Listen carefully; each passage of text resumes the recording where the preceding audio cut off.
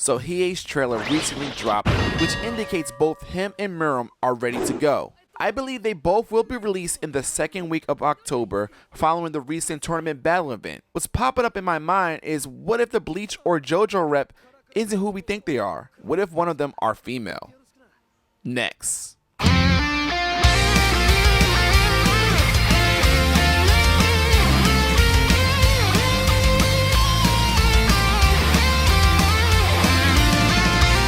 Ayo guys, your favorite Kage, Enigma Kage, bringing yet another video. If you're new to the channel, welcome. Hope you stick around. Watch a few of my videos, and hey, maybe you'll subscribe today.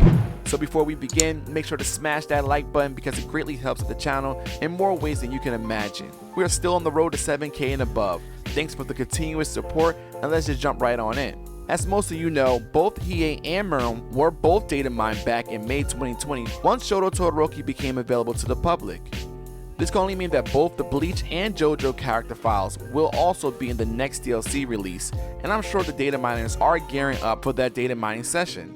I am on the record in several videos that believe both Byakuya and Old Joseph or Giorno will be the picks for the remaining DLC pass. However, I started to look at the somewhat pattern Season 1 drop for us, and it gave me a pretty cool theory that I felt like sharing with you guys. Back in April, I had this sort of pattern theory that I shared via my Twitter page. This was before the announcement of Miram, Hiei, and Todoroki patch. I stated, key components that stood out in Pack 1, female, classic, and villain character. I wonder if Pack 2 will repeat the same pattern as well. We fast forward 5 months and some of these holes have been filled in. Villain being Miram, classic being Hiei, and we're missing that female rep.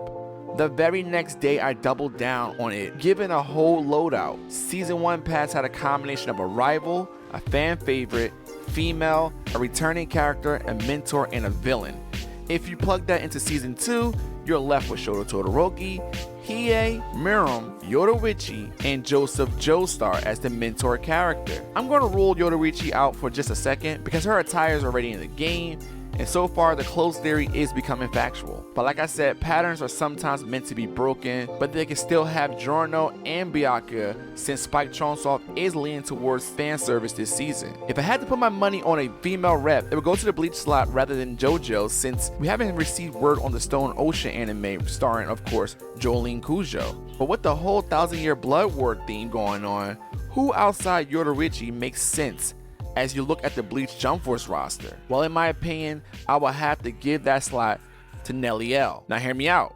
Whoever is coming to Jump Force from the Bleach series has to generate some cash. Byakuya and Kenpachi are clear frontrunners, but let's be honest, they were scheduled to join the roster, but Spike Chunsoft scrapped both them alongside Hyoga and Shun of Saint Seiya. So it's not super uncommon to sell originally scrapped characters in a future pack, but I somewhat already feel robbed by having to wait for Hiei this long. Adult Nail arrived in chapter 625 in the 1000-year Blood War arc alongside Grimmjow. So there's a small connection there. You have Ichigo, Grimmjow, and adding Nail will complete that chapter and give us another female character that we desperately need. I don't know how much effort they will put into her character, but it still makes a little bit of sense.